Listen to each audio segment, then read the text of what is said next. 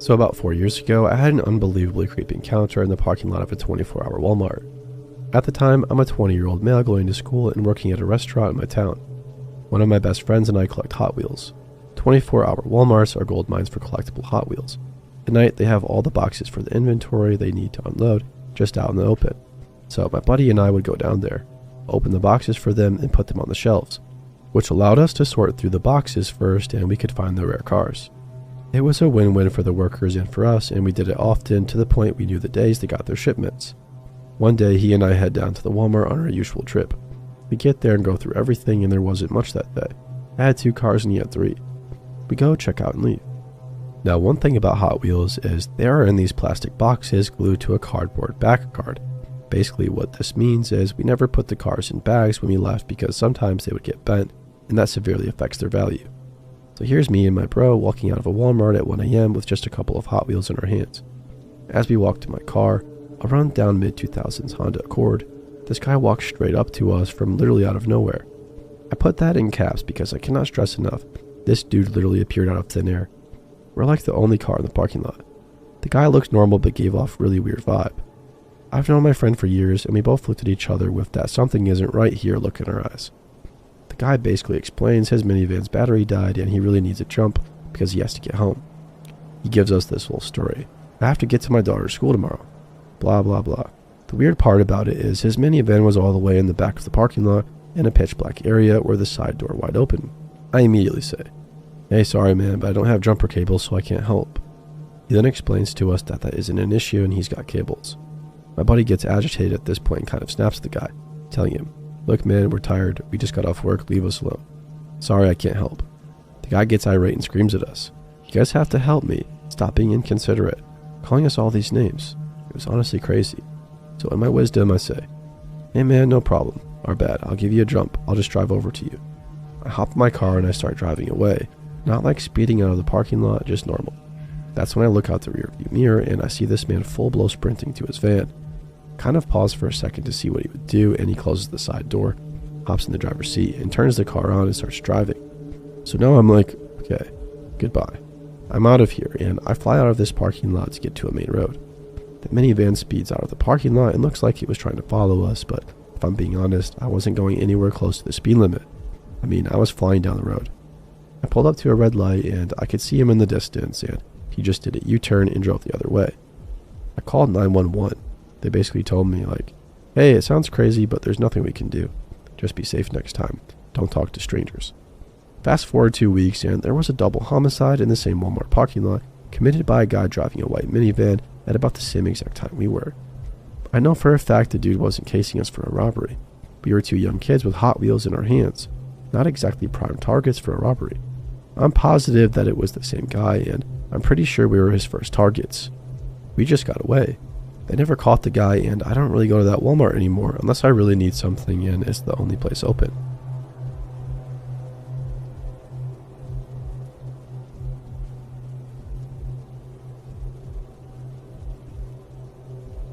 This is kinda 2 stories in one.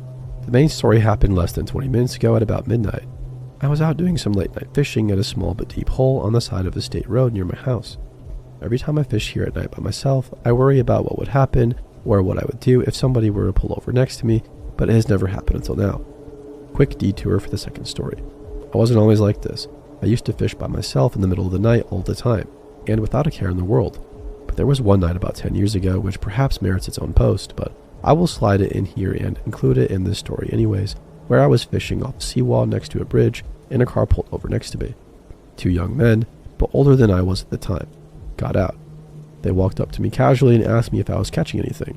I told them no, not really. I wasn't at all suspicious of them.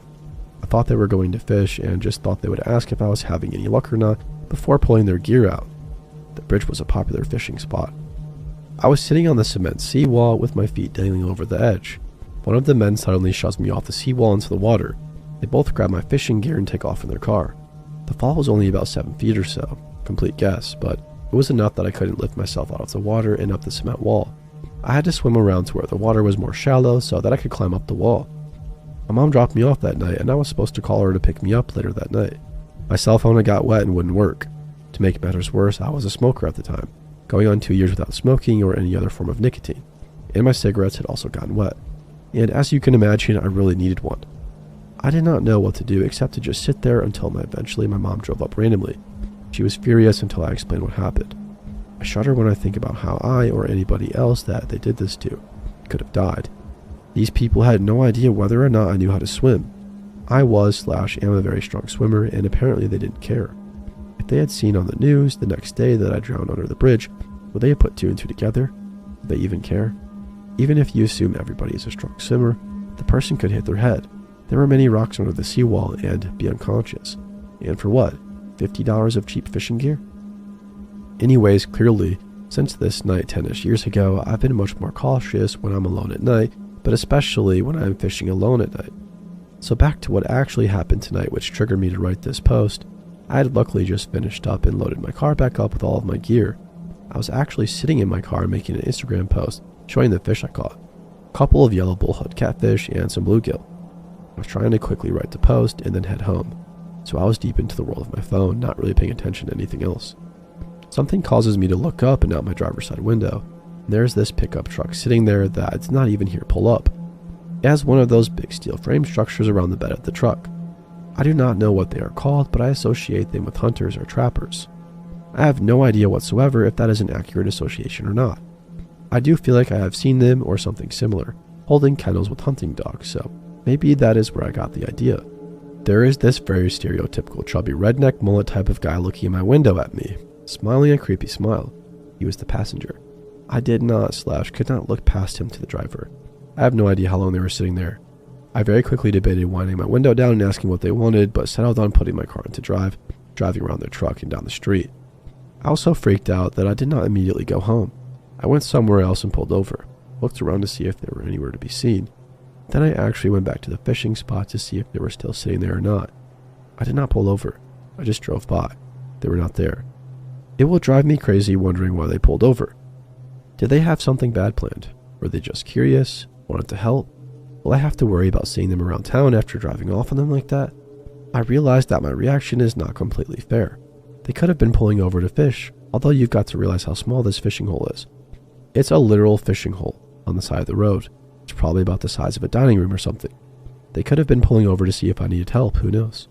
All I know is that I was thinking that if I wind the window down to find out what they want, I could end up with a gun on my face for all I know.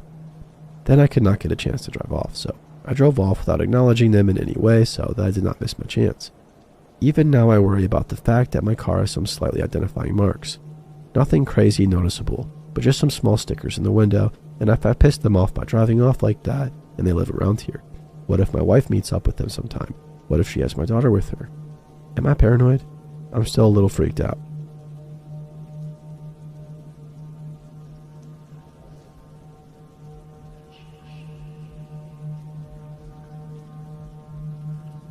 This happened when my sister and I were 6 and 8. We are now 43, sister, and 45, me. And it is something that still haunts us occasionally. We had an amazing municipal swimming pool in our neighborhood. South African summers in Johannesburg are hot and long. The swimming pool was the ultimate destination. Joe was that adult that was always at the pool. He would swim lengths, practice diving, and tickle our feet under the water. Just typing this makes me feel nauseous. To this day, I still have issues with my feet being wet. Specifically, I am unable to leave cream on my feet. The sliminess makes me claustrophobic. I only realized the connection last year. Whenever we would sit on the edge of the pool with our feet hanging in, he would swim past all of us and tickle our feet in a row. I can't remember all the details 100%, but somebody playfully screamed, "Oh no, Joe." And Joe did it again and sang, "Oh no, Joe, not again, Joe." We all laughed as kids do. Then he tickled our feet again and made us sing his new song. "Oh no, Joe, not again, Joe." It became a game to say. He would grab us under the water and we would sing. It went from feet tickling to chasing us and grabbing our waist under the water, with that song never seeming to go away. One day at the pool, Joe tells us he has this amazing farm just out of town that he would like to take us to see his animals, his corn, and his own swimming pool. It sounded like heaven to all of us. He was talking to several children, boys and girls. He told us to be at the swimming pool on Saturday, but not to tell our parents. We'll go in his car. As soon as we get home, we tell our dad everything. We are so excited. This farm sounded amazing. Our dad said absolutely not. Who was Joe anyway? We tell him that Joe is our friend at the pool and plays with our feet and chases us around the pool. My dad says that actually maybe we can go, but he wants to meet Joe first. Okay. The next day we go to the pool and we tell Joe we can't go with him, but our dad wants to meet him first. Joe is upset that we told our dad, but we told him not to worry, our dad is cool. So Joe walks home with us. We only lived about 5 blocks from the pool and comes to meet our dad. Joe is about 5'6". My dad is 6'7". The personification of a gentle giant. My dad is super polite to Joe. Asked him loads of questions about the farm. Where is it exactly? How many kids are going? Has he spoken to other parents? Joe was cool as a cucumber. He answered the questions smoothly and confidently. My dad ended by saying, "Joe, I look forward to seeing you on Saturday at your farm. I think we'll have a great time. I will bring my girls though, and we will meet you there."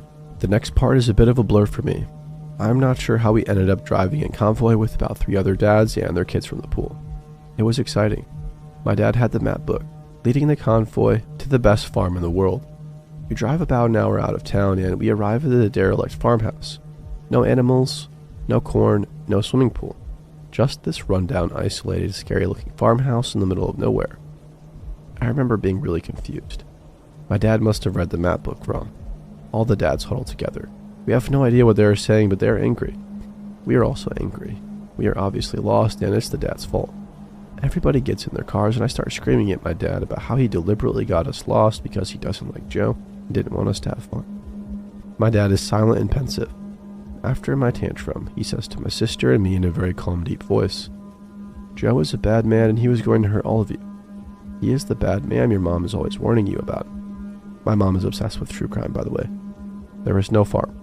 So happy you girls told me what was going on because something bad could have happened. His strong voice broke into those words. The gravity of his tone and the break-in. His voice made my sister and I realize immediately that he was right and we were in danger. We cried and apologized. He made us promise to tell him if we saw Joe again. Joe stayed away from the pool for about a month. As soon as we saw him come through the gate, we quickly got dressed and ran home. When my dad came home from golf, we told him Joe was at the pool again. The next day we went to the pool with our dad. We were swimming and my dad was sitting on one of those benches to the side. In walks Joe. He comes to the edge of the pool and is calling us. We refuse to go to the edge, and he's getting frustrated. My dad gets up and comes up to Joe.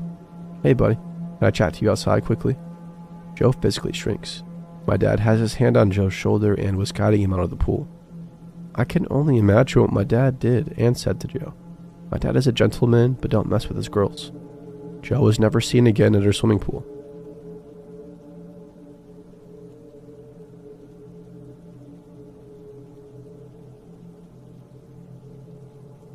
My story takes place when I was 15.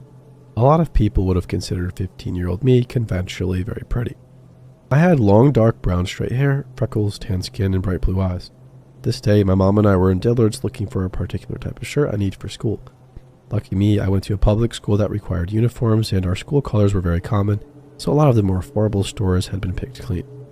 I would consider Dillard's to attract a certain kind of customer most of the time. Mostly little old ladies that smell like powder, but I guess creeps can be anywhere. My mom and I were going from rack to rack trying to find school shirts when I noticed a man nearby. I glanced up at him and he was staring at me smiling. He was probably in his late 30s, very tan with shiny black hair. I looked away and continued searching for clothes. I guess my mom had noticed him too because I could feel that she was tense standing next to me. We calmly walked to a rack further away to see if he would follow, and he did. He kept a little distance, but his eyes stayed locked on me and he continued smiling. He must have watched and followed us for at least 20 minutes. My mom tested him again and we moved to another rack once more. He followed. This time he came up directly to us and spoke to my mom. "Is this your daughter?" My mom coldly told him yes. "Well, she is a very beautiful princess." My mom gave him a sharp thank you and went to pull me away. He reached for me and shouted, "I would like to buy her. I would like to buy your gorgeous daughter. I'll take her with me and give her everything she wants." All while still trying to grab my arm. I kept taking a step backwards, but he continued advancing towards me, staring into my eyes, still talking about making me a princess at his palace. It was all happening so fast. Suddenly, Mama Bear mode kicked in, and like lightning, she pulled me behind her to get between me and the man. She pretty much chest bumped him backwards.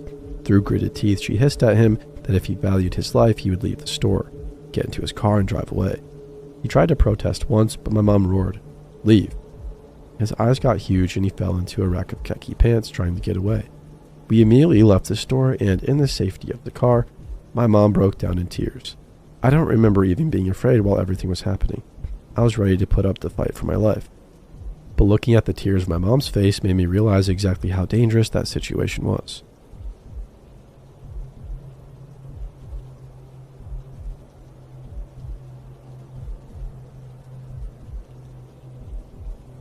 This is long, but I promise it's worth it. I, 28 female, and my SO, 28 male, have lived in our townhouse for 3 years. On the very first day we moved in, our neighbors from across the way introduced themselves. They are empty nesters in their late 50s. Very warm and welcoming immediately.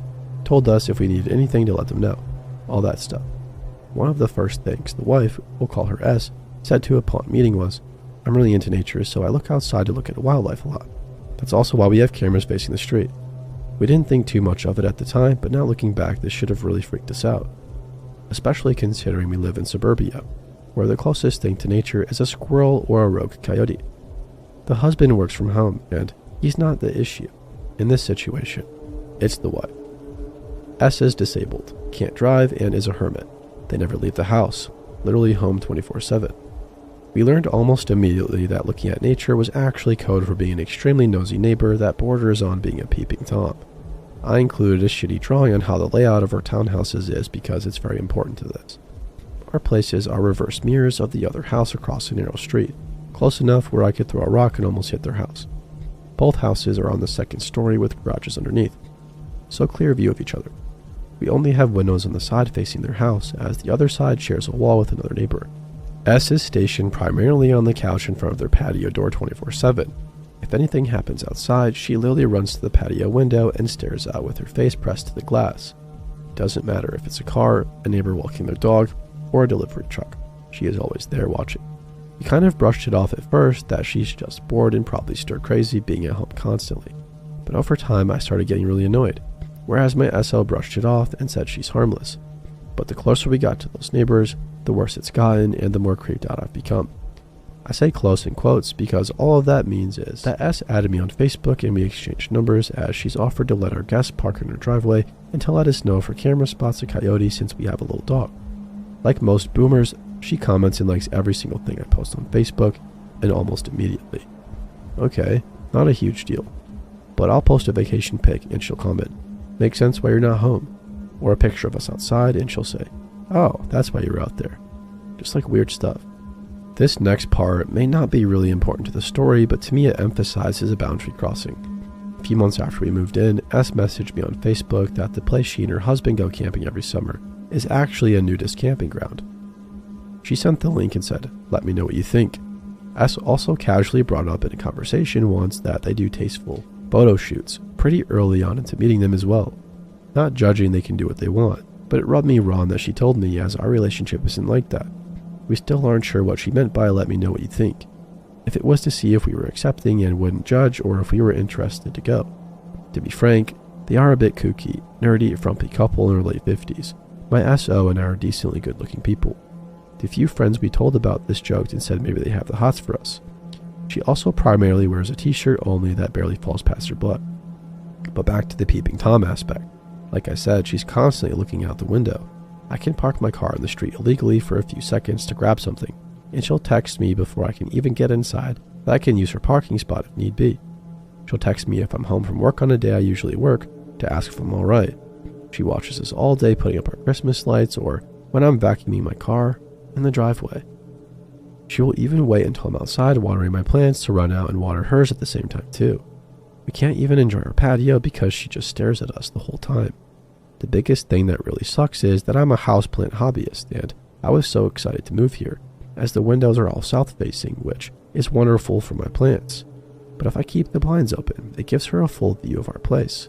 We put up a sticker privacy glass on our bedroom window so we could at least enjoy opening the blinds in the morning. Her one camera literally sits on a windowsill just facing our house. Last winter, I found that she had a hidden nature camera by where we always walk our dog on public property, and I got so mad that I flicked it off and buried it in the snow. Then I noticed a few days later the windowsill camera was changed to turn down towards the street, but now it's back on our house. For F's sake, when I looked at our houses on Google Street View, You can literally see her standing in the window staring at the Google car, like she's just always there. I've been getting more and more furious about this and feel like a spectacle in my own house. The final straw was yesterday when my SO and I pulled in the driveway. I walked immediately in the house with my back facing their house the whole time. I was wearing a mask because I felt sick. Before I could even walk up the stairs, S texted me asking what's wrong and if I needed anything like super ibuprofen. I bursted into tears. I feel so violated in my own home, and I don't know how to set a boundary with her or if it's even possible.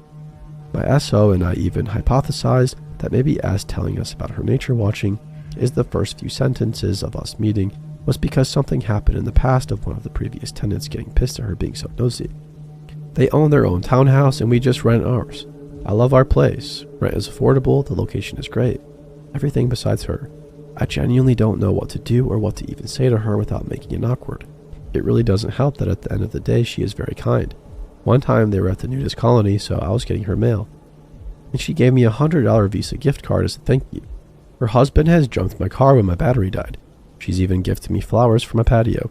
Her kindness has prevented me from blowing up at her, but I'm at my wit's end and I don't really want to move.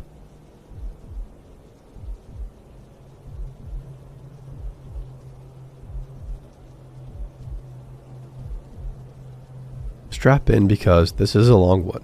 I'm a 23-year-old female, and this story is about a 33-year-old man that I'll call Greg, whom I met at the gym a year back. I used to go to the gym with my mother, and being an introvert, I very seldom used to engage with or even talk to anyone. Having been in the gym for the last 2 years, I had seen Greg work out and never really caught him staring or even looking at me. He is a well-educated, well-spoken man, and I assume that interacting with him won't pose any threat to me. One day, Greg walks up to me at the gym and asks to add me on Facebook so he can promote some things regarding his business. I didn't think much of it, and I am barely active on the platform, and let him add me. Slowly, our interactions grew in the gym as well as on social media. I was going through a rough patch, so I would often find myself looking for a friend or even more. From the very beginning, my mom did not like Greg because she felt like something was wrong with him. Nonetheless, I chose to meet him and another mutual friend from ours from the gym for coffee. It wasn't strongly romantically inclined towards Greg, but wasn't overtly opposed to it. At coffee, our conversations were quite general, but on text, Greg would casually flirt with me, but I would just ignore it. The more I spoke to Greg, the more I realized that I didn't see any kind of future with him, even as a friend. Eventually, I started backing off and took longer and longer to reply to his texts. I did not want to blatantly snub him because we went to the same gym and I wanted to avoid hostility. Greg also slowly backed off and we stopped talking. Fast forward 6 months, I got my dream job and posted about it on Facebook. Greg congratulated me and told me he's proud of me. I gave him the benefit of the doubt and started replying to his texts. He again began making flirtatious remarks towards me, but this time I blatantly told him that this makes me uncomfortable and I don't want to be involved with him romantically or sexually at all. Subsequently, the conversations died down and we parted on cordial terms. He would text me messages asking for feedback for some of his work regarding music, but I would generally ignore them. Now in July of this year, Greg messages asking for feedback, but with another message asking whether I would like to withdraw from his broadcast list for the feedback. I respectfully told him that I would like to withdraw since I don't see myself as being qualified enough for giving appropriate feedback. He went off on the messages, most of which I did not understand. I asked for context and he told me that I'm only getting that over a call. I agreed to call. We spoke for 2 hours wherein I made it very clear that I only see him as a friend and if he wants to pursue anything more, he's barking up the wrong tree. He complied and was very respectful throughout. I assume that there is no harm in talking to him as a friend. For a couple of weeks we spoke as friends and perhaps as future work partners for a music venture. I was hesitant and I would shoot his invitations to meet down by making excuses. He was understanding and told me to take my time. About 3 weeks of being friends, Greg comes clean about his intentions and lets me know that he is attracted to me. He began making sexual remarks towards me, which made me uncomfortable, and I told him now that I don't feel comfortable meeting him since we are not on the same page. He was upset but told me that if I don't meet him, he doesn't want to talk to me anymore. I thought to myself, good riddance, as I was getting increasingly tired of him calling me every day and telling me about his inflated self-image. He told me that he would contact me after a year and we could meet then if I reconsidered my feelings towards him. I obliged since I was growing impatient and just wanted him out of my life. I was off my phone that day for 6 or 7 hours. When I came online, I was welcomed with numerous missed calls and messages, some of which were threatening in nature. He threatened to show up to my house and hurt me and my family. This is when I realized I may need to involve my family and the police. I told my parents the whole story. They did not immediately contact the police because these could just be empty threats from a man who doesn't take no for an answer. The following day, Greg bombarded my parents with threatening messages, claiming he would abduct me if they didn't marry me to him. We contacted the police. The police went to Greg's home to investigate, but seeing his behavior, he was on his roof half naked, yelling obscenities, they declared him mentally unfit and told us that he can't be arrested. We withdrew the complaint and contacted higher law authorities. While we were awaiting a response, Greg allegedly committed a crime in a 5-star hotel. He assaulted a female employee in a gas with a knife and tried to molest the employee. Consequently, an FIR was filed, which led to Greg being admitted to a mental institution. He stayed there for a few days and now he walks free. We were able to file another complaint against him, which was taken more seriously this time.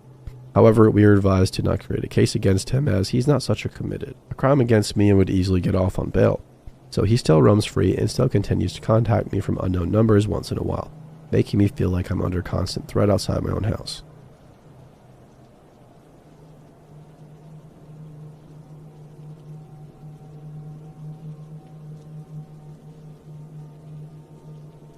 This is an occurrence that takes me pretty far from the setting of most of my other encounters and finds me in good old Ohio. You see, I was on a hiatus from my life in general at the time, debating a fresh start in a new corner of the country. I'd been in Ohio before, though only for a short time, and my memories of it were quite fond. I decided to go back there and see if it still felt the same way about it. I was not employed at the time, but I had a substantial source of income due to the fact that I do tattoo work. It was my tattoo work that allowed me to rent an extended stay motel room for the time being, and was unfortunately also the reason that this encounter came to pass. I'm going to cover this now to save questions later. I am not a licensed tattoo artist, though that is soon to be changing, and was not licensed at the time in this state. I am, however, a good artist with excellent sanitation practices, as 2 people in my life are professional licensed artists and taught me everything I know. Back to the story. I got a text from somebody who's seen a post about my work. She said her name was Kimberly and she was interested in getting something done. We talked a bit and compared schedules, all that fun stuff. We were at odds with our timing and decided that I would meet her at a job to further discuss it so she could see my portfolio. Kimberly worked at a small deli not too far from my motel, and I headed over there at the appointed time. It seemed as if it were empty, with only one car on the lot other than mine. I grabbed my equipment and went inside, and the little bell dinged, and a little Asian man came out to the counter and asked how he could help me. I said that I was looking for Kimberly and explained that I had business with her. He said, "Sure, hold on," came out in the lobby area of the deli. Then he went over to the front door, pulled out his keys and locked it. It was one of those doors that had no other locking mechanism, only the key. I couldn't have left without the key. It was needed both ways. Then he turned to me and told me that was Kimberly and told me to sit down. I reached into my pocket for my phone and realized that I had left it in my car. Then I went to the door and tried it anyway, and of course it wouldn't open. The whole time Kimberly was staring at me with a smile. He told me again to sit down, so I did. I asked him why he locked me in, and he said it was for our safety. I gave him the benefit of the doubt. He looked harmless, and we were in a bad part of town. He started talking about the tattoo, asking questions. He wanted to know if I could do portrait work, and I explained that I could, and that some of my portrait work was shown in the post he'd gotten my info from. He said he needed 7 faces and wanted it to be a whole sleeve. This was beyond the scope of anything we discussed, and I told him it could be done, but it would take a while and have to be more than one session. This seemed to make him uncomfortable. He asked how long, and I said I didn't know. It's hard to estimate portrait work, as each picture represents its own unique challenges. He asked how many sessions it would take, and I said ideally 1 for each face, but that I might be able to do 2 at a time. Then I asked him who the people were. They were family. He didn't answer me right away, just got this spacey look in his eyes and seemed to stare through me. After a while, he did start talking. The first one he wanted, he said, was a woman he'd known in high school. I found it strange the way he said it. Like, you don't just get casual acquaintance portraits tattooed on you. You just don't. So I asked why he wanted her tattooed on him, and he told me that it was because she had been his first kill. I sat there in disbelief. Didn't even know what to say. He started talking again after a few minutes. He said that all of the people he wanted portraits of were people that he killed. He also said he'd killed more than that. Many more. But these were his favorite ones. I didn't know whether or not to believe him, but given the situation I was in, I didn't really want to find out. I asked him why I should tattoo these people on him when he'd probably just kill me afterwards too, and he looked legitimately surprised and told me he never even considered it. Odd, especially knowing that I knew where he worked. He went on to tell me really horrific things about what he'd done, things I won't even repeat here. He gave me names and locations and was going to give me pictures of his victims for the tattoos. He said that before long, he would get caught and he wanted these tats on his arms so that he'd never forget their faces while he was in prison. I don't think that this man felt that I could be any kind of threat to him. He was so casual about everything, wasn't he? Really even defensive in the least. But I grew up in the hood and had done several years in prison and knew how to handle myself. I didn't really need to know how, as it turned out, because I stood up and hit him once and he fell down, seeming to be unconscious. I took the key from him and unlocked the door and ran to my car and left in a hurry. I called the police to report everything as I drove, and this is where it gets really scary, in my opinion. They dispatched officers to this deli and sent one to my motel room so I could file a report about everything. The officer that showed up looked puzzled when I told him where it happened and asked if I was sure. I said I was, and he told me that the deli had been closed for a few weeks now because the owner had disappeared. The owner's family apparently believed that the owner had gone to Hawaii for whatever reason. I guess he told them before that he was thinking about it, but he hadn't been in touch, so they had reported him missing. I told him I was sure that I had proof. I still had the keys to the place. The cop went pale and looked pretty disturbed, but wouldn't say anything more about it. I gave him the keys and he left. Later on, though, it means I can't mention it here, I found out a few things that were pretty disturbing. One of them was that the owner's family hadn't been able to access the deli at all because it was locked up, and they had told the police that the owner had been the only person with keys. I never heard any more about it, but I did a little investigating on my own. I searched all of the names that he told me and got a few things from it. I can't be certain of these things as they were unrelated to what happened. I got hits on 2 of the names. The first was a prostitute with several arrests for prostitution. The arrests weren't in this area, but they hadn't been too far away either. The second was a similar story, but with several drug charges and no prostitution. And like the other, she wasn't in the area, but wasn't too far off. No hits for missing people under those names at all, but a prostitute might not have anyone that would report them missing. Same with the narcotics woman. That or the people who would possibly report her missing assumed she was on a using binge somewhere and neglected to report her missing. I found nothing at all about the rest that seemed to be related. I didn't know what I believed about all of this, but I leaned towards the possibility that this guy was dead serious. His demeanor, the vacant stare of his, him locking the deli up, his behavior practically screamed that something was wrong. I left Ohio very shortly after this happened and went home. I haven't been back there since. I forgot to mention that the police found the deli empty, but it was now suddenly unlocked. I should have gone and posted that info on the appropriate spot above, but I'm an inherently lazy person, so I just tacked it on there at the end. As always, much love to anybody who takes the time to listen to this. Sharing these encounters does me much good, and I appreciate the time you take to listen to my stuff and to provide the amazing feedback that I always get from you guys. Thank you so much, and stay safe.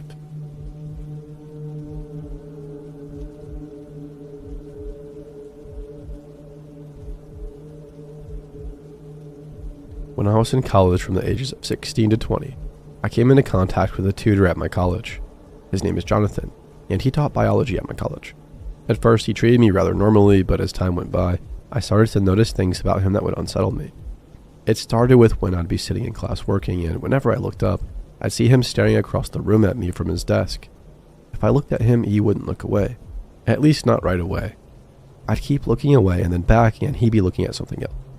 It used to make me feel so uncomfortable and so bad, I would purposely go for help with assignments to other tutors.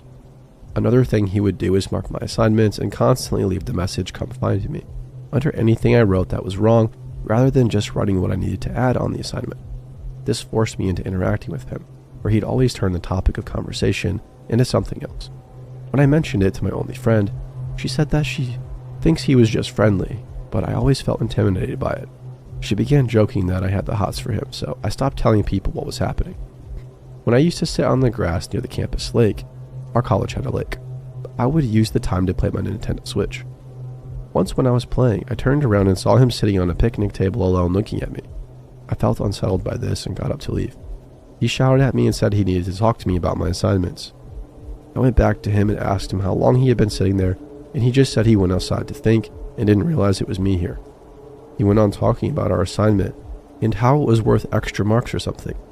It felt like the conversation was made up, and then he told me he noticed I didn't have many friends and asked me if I was okay with that. I said I was, and he went to ask me if I had a girlfriend. I lied and said yes, and then said I needed to use the toilet and left. After that, it was very obvious to me that he was attracted to me, but I found him very creepy and I didn't know who to tell. I even made a Reddit post, and the people said I was probably making something out of nothing and blamed my anxiety and told me to go get therapy. I tried to dismiss everything I was thinking and didn't tell anybody what I felt. Whenever I was at college, though, there would be occasions I'd look and see him watching me. It made college into a nightmare for 4 years straight, and I had nobody I felt I could talk to about him. There was a very uncomfortable situation for me once in one of his classes where he taught a lesson about how livestock animals are artificially inseminated. Without me going into graphic detail on this post, he talked about milking them for their seed with a gloved hand. It was nothing out of the ordinary for our class though, and we were given assignments as part of our course anyway. Jonathan said he marked my assignment and told me to wait for it at the end of the lesson. When everybody else left the room, I went up to his desk to get it. When he handed me the assignment, I noticed he was wearing a single glove on one hand and started looking at me with an eerie smile. I got creeped out and left. I didn't ask about it, I just left the room. That was probably the most uncomfortable he had ever made me feel while I was studying, and I didn't even feel able to tell anyone about it because it was such a weird thing. I was worried nobody would believe me anyway, and I was also worried everybody would laugh at me. When I graduated college, he sent my whole class friend requests on Facebook. I didn't accept, but he continued to delete and resend the requests up until I blocked him.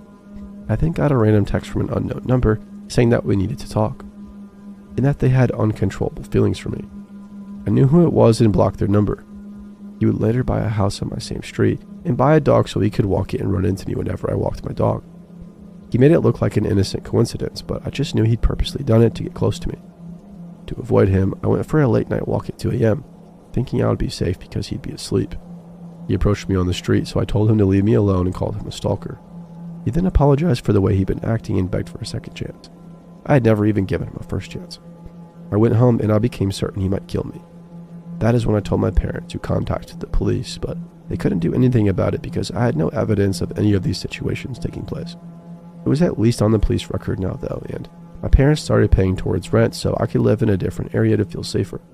Once I was renting in a different city, he sold this old house and bought a new one there. I then moved and started renting somewhere else, and he was stuck with the house he bought. Even to this day, I feel like I have to keep looking over my shoulder. I am not a very tall dude, about 5 feet, and he is over 6.5 feet tall. He's an intimidating man, and every time I see him, it sends chills down my spine. I'm too scared to even have an online dating account or social media anywhere.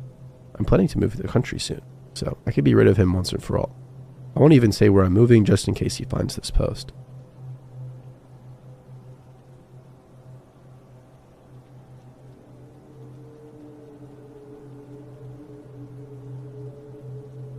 It's taken me so long for me to finally be able to tell this story because whenever I do, people are very underwhelmed. Like, this was a terrifying experience for me, and it must be because it's so unbelievable it's hard to sympathize with. Anyways, this was 2 years ago in the summer. I had a coworker I was friends with, and he asked me to hang out around 11 p.m. I told him I was busy and had to walk my dog because I wasn't really in the mood to hang out, but he ended up convincing me anyway. So he gets to my house and we drive to this park like 10 minutes away. We sat on the swing set and talked for a while. We ended up talking about some creepy stuff, so I think we kind of spooked ourselves from the content of our conversation naturally. A bit of time later, I suggest that we go to a drive-thru and we both get up to leave the park and walk to his car, which is parked on the side of the street. As we are walking, we notice this man also walking on the sidewalk. We both mentioned to each other about how we saw him in the park earlier since we already were a little bit creeped out, but we didn't really think anything else other than that. So if I remember properly, the man was walking past our car down the sidewalk and we were walking straight to get into the car. We were like 6 or so feet away from him when he turned around and started walking towards the car. My friend hadn't even had the time to unlock his car before the man yelled, "Are you serious?" We both had no clue why he'd be yelling at us, so we kind of just stood there frozen beside the car doors. I started to jiggle the passenger door and looked at my friend, but the guy started to get closer, so we knew we had to run. I can't explain how our thought processes worked in this moment because we weren't saying anything to each other, but our instincts both kicked in after the initial shock, / is this guy really yelling at us right now, wore off. My friend ran down the same way the guy had been walking before he turned around, and I ran the other way. The guy chased after my friend, and I kind of half jogged and half stayed in one spot, trying to figure out if my friend was about to be killed by this maniac. I screamed in their direction that I was going to call the police, but the guy didn't even skip a beat and kept screaming. I'm a girl and my friend's a guy, so I think naturally he wanted me to get away from him more. But in that moment, I genuinely thought my friend was going to be killed and the guy would come back for me after. Keep in mind, we were on a street on one side of the park. There were houses all lined up on the street, and not one person called the police or came outside and asked if we were okay. My flight instinct kicked in, and I ran behind someone's house to hide in their backyard and call the police. The funny part is, after explaining the situation and how we were being chased by a guy saying he was going to kill us, the 911 operator asked where I was and told me I need to leave their backyard because I could scare them. Like I'm literally hiding so I don't die, and the 911 operator said, "Nah, go back in his line of sight so you don't stand on someone's private property." Anyways, I heard my friend yell my name, and it took me a minute to come out, but finally I did. He told me the guy ran off and the police showed up a bit later. He took our statements and didn't really seem too concerned, and put his searchlight on his cruiser and just drove around the area. Literally after the police left, a woman came out of her house and told me she saw the whole thing and told me the guy was screaming that he was going to rape our corpses after he killed us, and she was so scared for us. Like, thanks. Anyways, that's my story on how you think when you're being chased by a madman who's saying he's going to rape and murder you that other people would care. Nah, they just stay inside their house and don't even call the police for you. Please take this as advice to always watch your own back. Never expect other people to have your best interest in mind. Nobody cared about us, and we were teenagers running for our lives by a park. People are assholes and most of the time bystanders, making them nearly as bad as the guy chasing us. Also, yeah, the police didn't really give a crap either. Private property is more important than my life.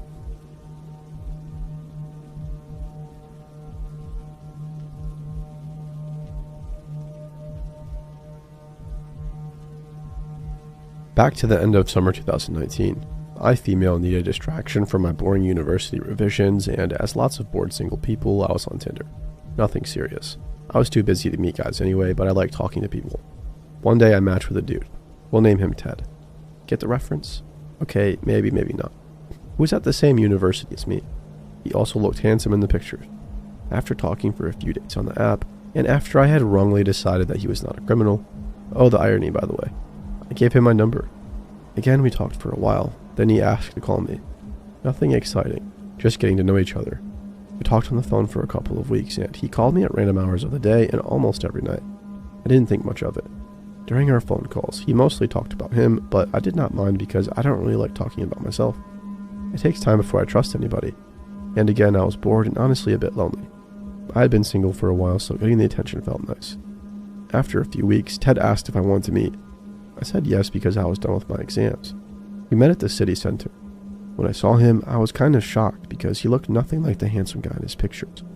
It was definitely him, but good angles in Photoshop truly make miracles. I was set back, but I'm not one to judge by the look, so I went on with the date anyway. Thinking back now, there were more red flags. He was asking odd questions, such as, "Are you shy? Why don't you look at me in the eyes?" Well, buddy, constant eye contact is just kind of weird, and I do need to take my eyes off you to pick up my beer from the table or light up a cigarette every once in a while. The night went on, and we had quite a few drinks. Usually I would never ask somebody I just met to come home with me, but I was wearing beer goggles that made my brain blind. We left and spent the night together. In the morning, I drove him to the train station and went back home to have a nap. At the end of the day, he called me and asked if we could meet again the next night. I was not really sure if I wanted to do that because I knew that the only reason I had brought him home was alcohol. We did not really click, but the idea of rejecting him made me feel guilty, so I agreed anyway. The day after that, he came to my place again, and there things got weird. I started to feel extremely nervous. Something felt really off. Thinking back, it was probably my guts telling me to run away from this dude. I decided to make things clear, and I told him that I was not looking for a serious relationship at all. It was a lie. I apologized and decided to bring him home. We got in the car and he was quite angry. He didn't want to talk to me and I was embarrassed, so I didn't talk either. When we arrived, he got out and slammed the car door. I know that I have made quite a few mistakes here. I shouldn't have accepted another date with him knowing I was not into him, and I should have told him sooner that I didn't want a relationship. I sincerely did not mean to act badly. That is why I tried to be honest with him as soon as I could. The next day, I called him and apologized again. He said it was fine and he hung up. I thought it was over, but man, it was not. A few days later, it was time to go back to university. That morning, I woke up to a gigantic message from him, telling me that the reaction I had a few nights before really threw him off and that he was looking for stability. As soon as I opened the text, he called me. It was 7 in the morning. I had just woken up, so I can't really remember what he said. But I told him again that I did not want to go any further with him. He hung up again. For the next few weeks, things were extremely weird.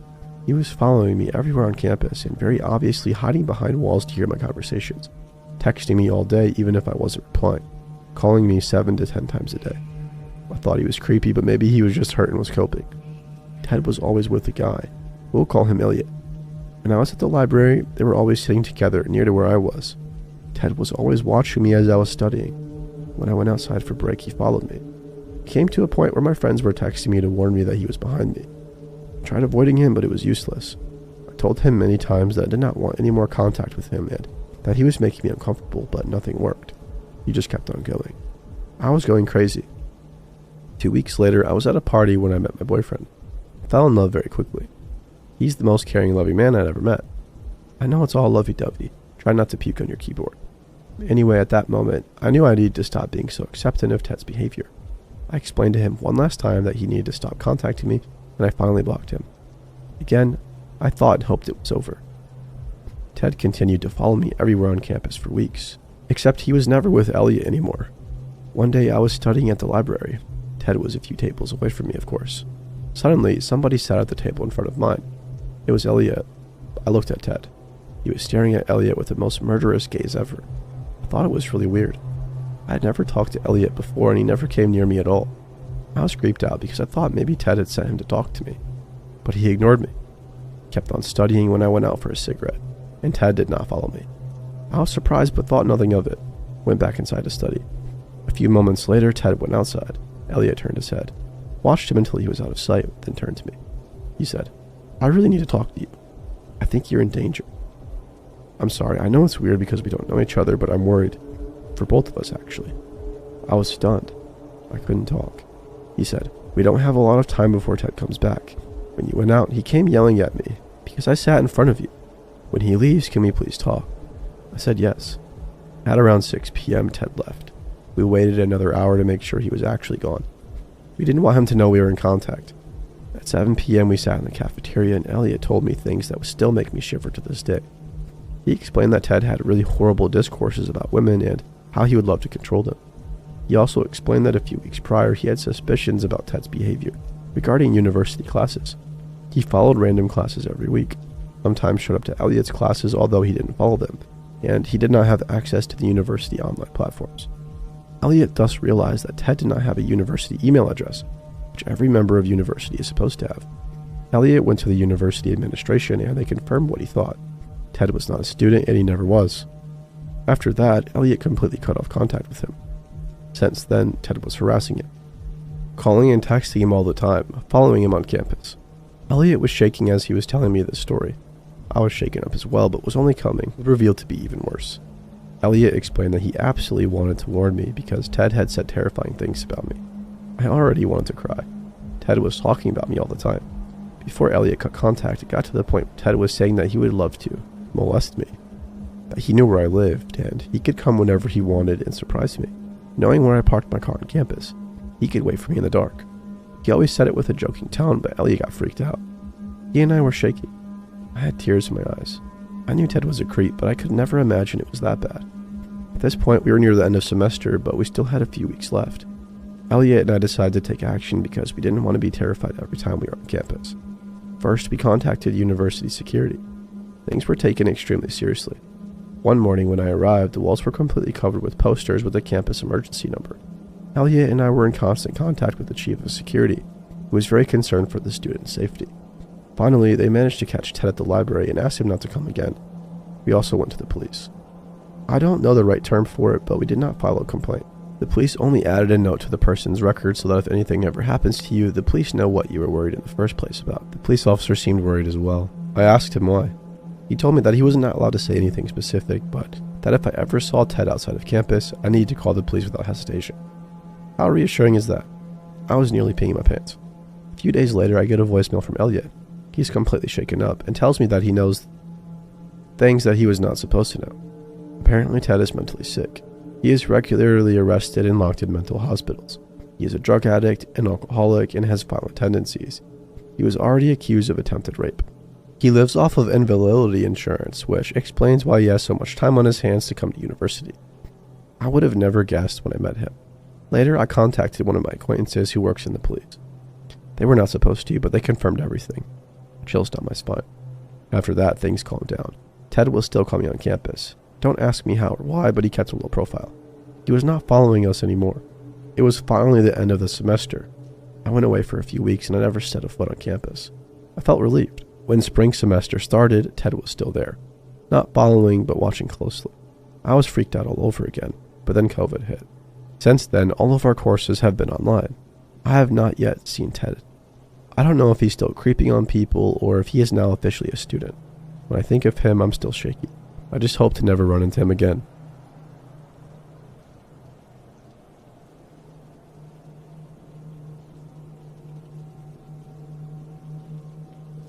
My mom's side of the family has always been far more close and extensive. More of a community than my dad's side because they all live in one region and most of them stayed there for their entire lives. My grandma has many family friends, one especially close to my mom and grandma, whom I'm going to call Carla. She had been married to a man called Norman for a decade or two. I'm not sure how long exactly, and our families were always extremely close. We would see them every time we went up north. Norman used to be a kid's entertainer, extremely good with the children and always looking after them. But not me and my siblings. My dad, after living in a shithole for 17 years, did not trust anybody alone or even supervise with his kids and was extremely protective, even with close family members, which is what I'm glad for now. A few months ago, we learned that Norman and Carla had broken up, which is weird for pensioners, and when she saw my grandma and my grandma asked her why, she started crying and saying something very bad had happened, and my grandma knew it must have been something dark. She could just tell immediately. In the present, I, my mom, and my aunt are all in our villa in Europe when my uncle texted the group chat with an article saying that Norman had been arrested for molesting children aged 4 to 16. And this had been happening for more than a decade. Bearing in mind, Carla had no idea she was with a pedophile. She now could clearly make sense of why his 2 children were estranged from him, although it was never proven. She had left her children and grandchildren alone with him. Many people had at ages where they were probably too young to remember, so we may never know the extent of the number of assaults that took place. Nobody expected this man to be a pedophile. Literally everybody thought he was a great bloke. My dad said a few days later, after it came out, that he wanted to babysit me and my younger sister when we were 4 or 5, when my dad was going to a party, but my dad's alarm bells went off for some reason, saying that he felt the same way he had when Jimmy Savile's assistant told him that Jimmy was a bad man. That's another story, and said no and never ended up going to the party. Just imagining what may have happened if he hadn't listened to his instincts makes me feel sick. Just goes to show you that your gut feeling is right and that my dad is a great dad.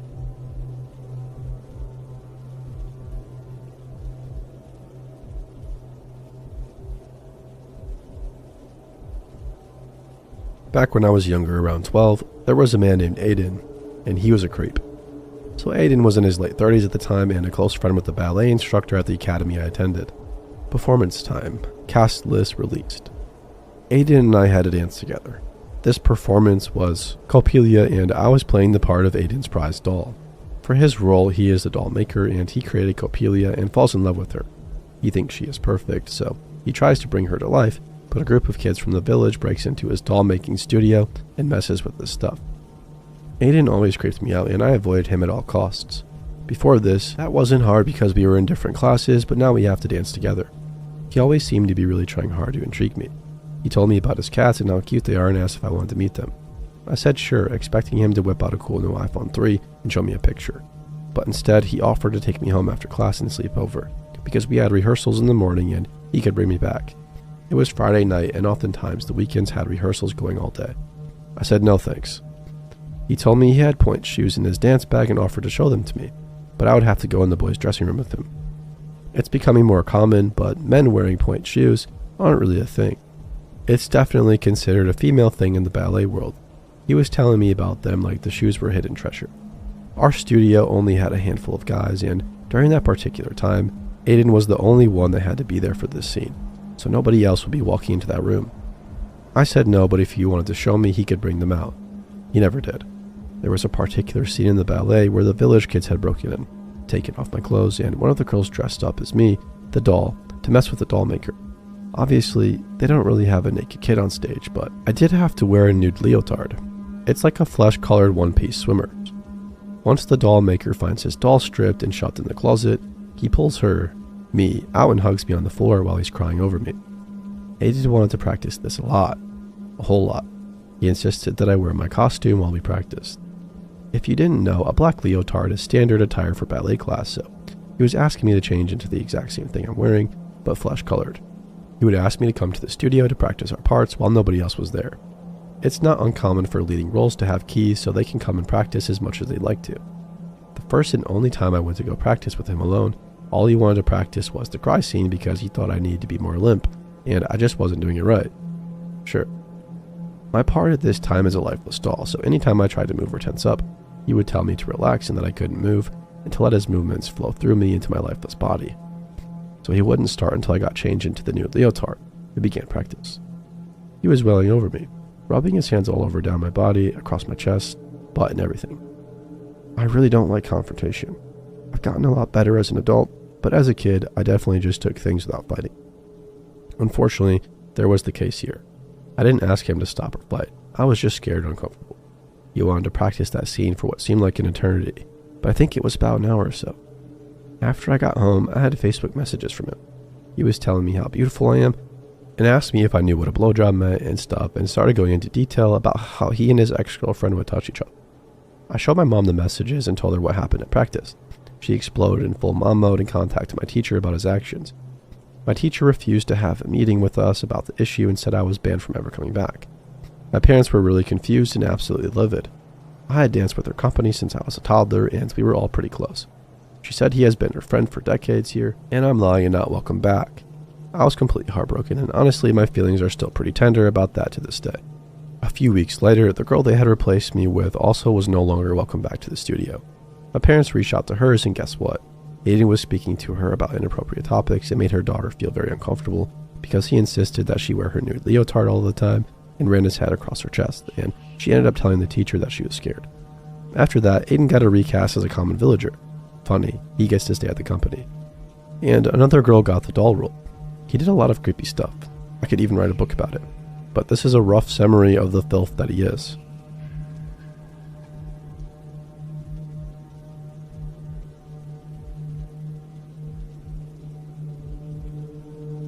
I'm an 18-year-old kid in culinary school. This happened back in 2009. Our program has an underground parking lot attached to a lounge of our own located behind the cafeteria. Couples like going there because it was always empty and partially dark. I hated it because it had a back door leading to the parking lot that was barely lit up. Barely anyone parked there, and I found it creepy. Plus, being a horror fan, I knew that this was a perfect opportunity for things to go wrong. Long story short, I come out of class one day and this kid I don't know starts walking up to me, almost confrontational like. I have my knife set with me and pull out a handle, readying to defend myself. He stops and hands me a paper. It reads, "Meet me in the lounge." I look at him in confusion and ask him who sent him the note. Was it my boyfriend or somebody in the culinary program, or maybe a friend from high school? He shakes his head and says he doesn't know, but I should go. I question him on this person and what he looks like, and he refuses to give me any information. I chuckle nervously, put the note in my pocket, and walk past the kid to head to class. He starts following me, asking me if I'm going to go. I try ignoring him, heading towards the library to get into a public place. He follows. He tries telling me I need to go, that it's my destiny or some crap along those lines. I glare at him and pick up the pace, trying to head downstairs to the cafeteria in hopes of finding a classmate and losing this kid. He runs at the same pace, telling me he doesn't understand why I'm not going. I tell him because I don't want to. Now go away, and head into the cafeteria. By now he's really creeping me out. I grab for my phone to call the police, but instead see a classmate and run towards him. The kid follows me, pointing towards where the lounge is and telling me I'm going the wrong way. I instantly panic and tell my classmate what's going on. He approaches the kid and tells him to leave me alone, that I have a boyfriend and I'm not interested. The kid tells me that they're waiting for me in the lounge and not to take too long. His words give me chills. My classmate walks me to our student restaurant and asks for some others to come with us. 3 of my other colleagues come with us to the lounge. There's no one here. I get freaked out and decide I need to go home. They walk me through the campus to the parking lot where I call my parents to get a ride. One of the others stays with me while the classmate who defended me goes to report the behavior to our teachers. We use the lounge as secondary offices sometimes. He then comes back to tell me that they're going to investigate and keep an eye out for suspicious activity or that kid. A few days later, I learned that a girl had been assaulted in that area, having parked there during finals and gone in through the lounge. The school newspaper had reported it, but there were no details as to who did it to her and if they were caught. I literally felt my stomach drop, hoping that the girl was okay and hoping that those people get caught. I reported my incident to the newspaper team, but they claimed she never dealt with anything like a note. They never found the suspects. My mom is glad I listened to my gut and didn't go. To this day, I still get chills thinking about it. The girl recovered. She got jumped but had no money, so they just left her, I guess, and escaped with a few minor injuries. They never caught the attackers, and I never saw the strange kid again. All I can think of is, why me? If they were going for money, I was so poor I literally lived off sesame crackers and donated by my classmates because I had no money. I'm just glad that the girl is okay and that I listened to my gut. Who knows what would have happened if I had gone.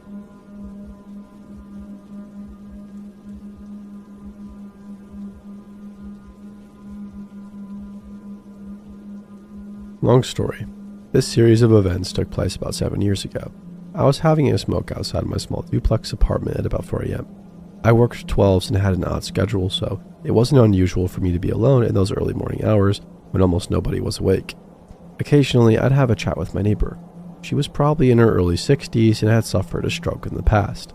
She was very sweet and didn't have anyone to vent to, so I would listen, smile, and try to be good company. She's mostly unrelated, but will also come up again later. I sat there smoking, a square in one hand, half blunt in the other. It was practically silent that early in the morning, which is the only reason I was able to hear some footsteps coming from the nearby alleyway. The view was obscured by some tall bushes in my neighbor's yard, but I could see a small figure approaching. "Can I bum a smoke, bro?" says the figure, who's finally about to turn the corner and reveal themselves. I immediately responded, "Sure, no problem." As the person comes into view, I was a bit surprised to see it was a short man. Maybe I shouldn't note these next details, but I feel I must because I feel like it adds context to the situation. If you are sensitive to mention of race, skip forward to the next paragraph. I'm mixed white and black and have had waist-length dreads. This guy is a dark-skinned African-American. I live in a small town in rural Ohio and am one of the few non-white people in the area, excluding the kids from the local colleges who come from all over the world but are rarely seen off campus or outside of the bars and whatnot, in my experience. The fellow was dressed like he was from the city or somewhere a bit fancier or more stylish and urban than what I'm used to locally. He seemed oddly super relieved to see me and even more excited when he saw I had a blunt going. I offered to share and basically let him have the rest. We instantly headed off, making random small talk. I have pretty serious social anxiety. I always think I sound stupid or lame when I talk, so I really just wanted to shake hands and part ways.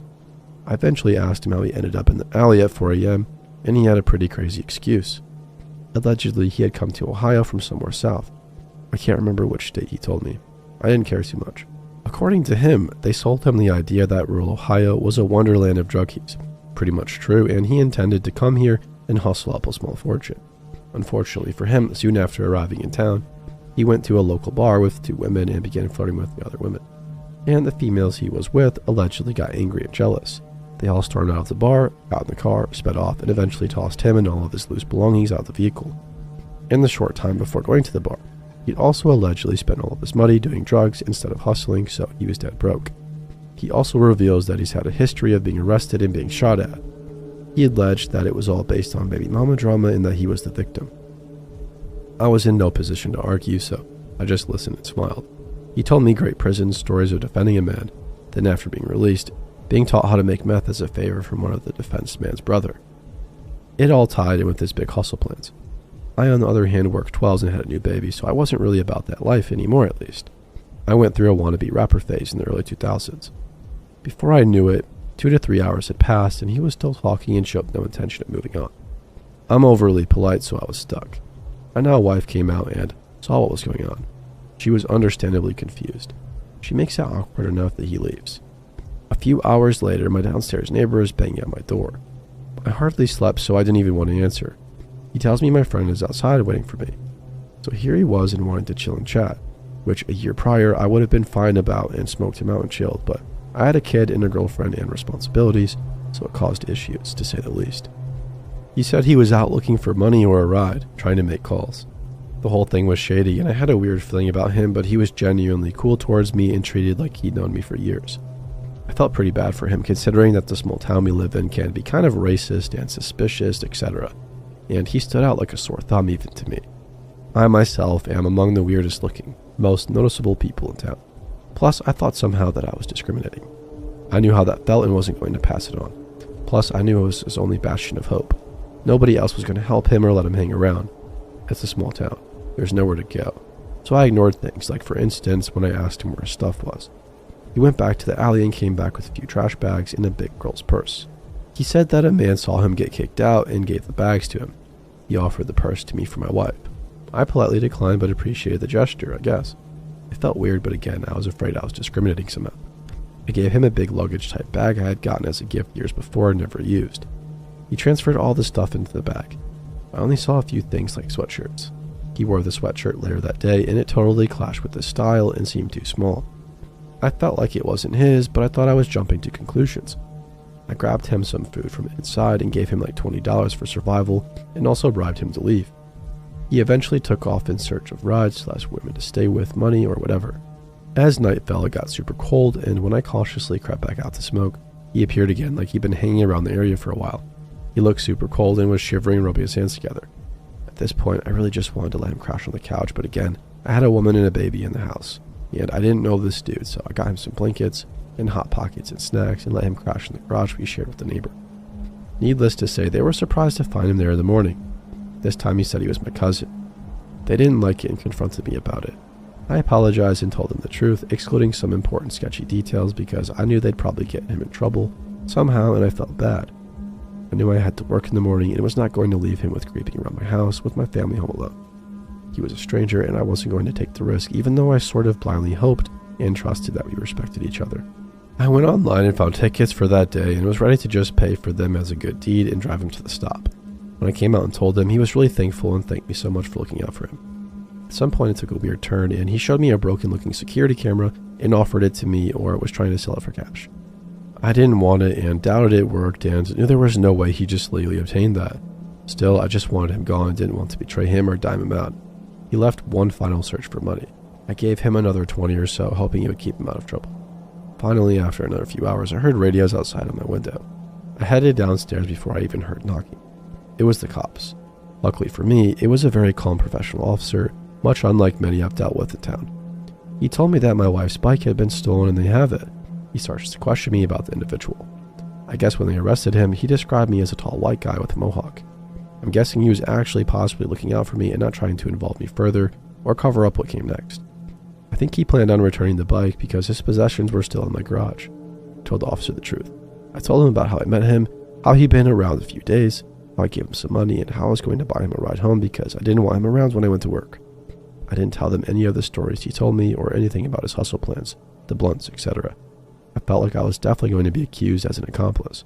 I have tattoos all over, long dreads, and wore hoodies and jeans every day. I thought for sure they'd assume the worst. Luckily for me, they'd already spoken to my neighbor, the woman who had the stroke, and she said I was a very nice man, that I rarely had visitors and I'm a good dad. A stellar review. The officer said I was smart to not let him inside and didn't ask much else. We got the bike back. He was on parole or something and not supposed to be out of state. All of the items in the bags were stolen, from my neighbors around the corner, down the alley he appeared from. Turns out the people he robbed were into drugs and stuff and ran into him earlier to make some deal, and he came back and stole a bunch of clothes and allegedly panties and sex toys as well. I'm not sure if the panties and dildos thing was true, and I only found that info out because that person robbed was also my coworker. So yeah, don't share cigs and blunts with randos at 4 a.m.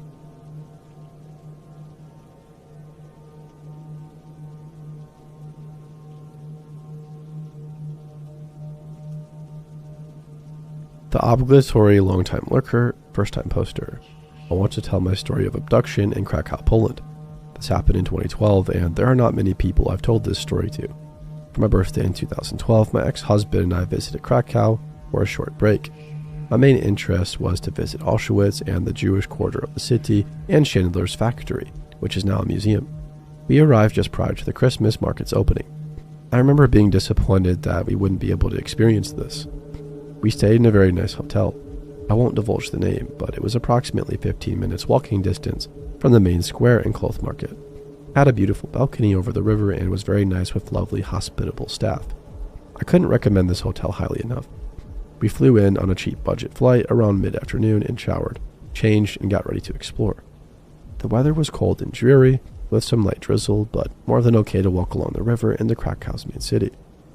Krakow is an exceptionally beautiful city. I loved it. We had a good look at the cloth market, ate a meal of matzo balls and stew in the main square under blankets and heated lights, watched the famous clock tower, and even managed to visit the lovely shopping center with excellent shops, where I purchased a lovely cashmere coat from Zara and an equally lovely hat and scarf. Given it's our first night, we had a few drinks, which turned into a few more. We ended up our evening in a lovely bar beneath the city. Most bars appear to be underground in the catacombs. I was overjoyed as a smoker. We are usually social lepers, but we could still smoke cigarettes in this bar. Around 1 a.m., we were tired and decided to head home to our comfy hotel. We made our way up the stairs from the bar to street level, and a taxi ramp was right outside. We jumped in a taxi and let the driver know our hotel location. Unfortunately, the driver would only accept cash, so we explained we would need a cash point at some time, along the 5-minute journey to the hotel. He seemed to understand and was fine with this. At this point, I need to explain I had no mobile phone with me. It was back at our hotel. In those days, roaming had to be paid for, so we decided we would only take my ex-husband's phone. It was 2012, so I think I only had an old iPhone 3S, and it was due for renewal. The 5-minute journey was uneventful, and we arrived opposite our hotel, which was a type of dual carriageway with a petrol station, with cash points opposite the hotel entrance.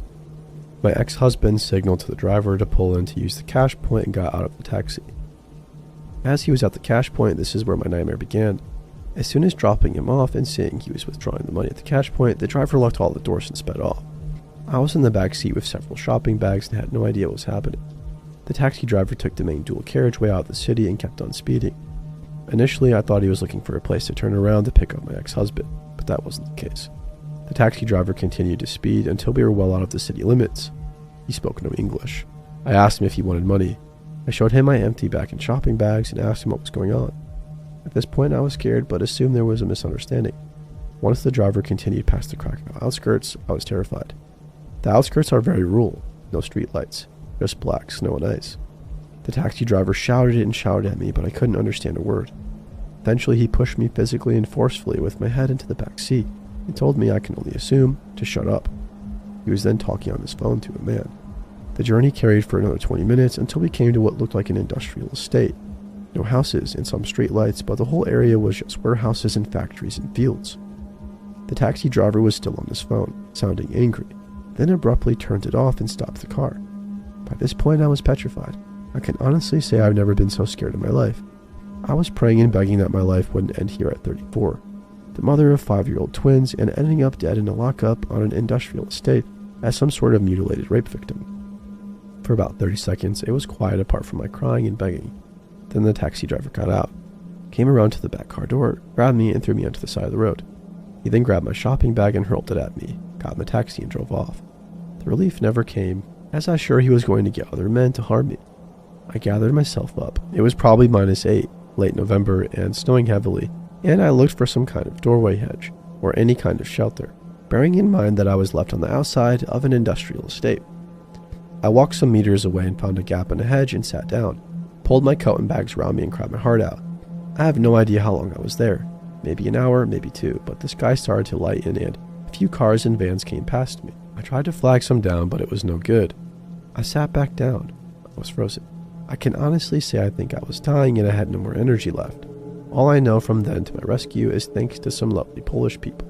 Apparently at around 5 a.m., I was sprawled across the road, hard shouldered, and a brother and sister going to market with their cattle stopped and picked me up, dragged me in their truck, and put a big cow poo stained jacket around me.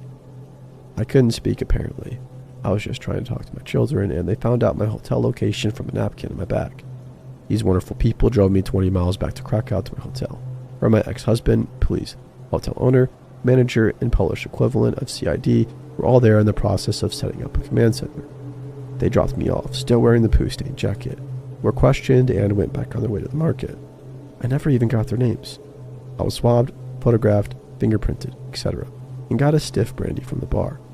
The following day we visited Auschwitz, the main reason for the Krakow trip. That evening we were taken by the police to the taxi rank where we got the taxi from to try and identify the driver, but he wasn't there. It was left with the Polish police. But man, I must have had somebody looking after me that night.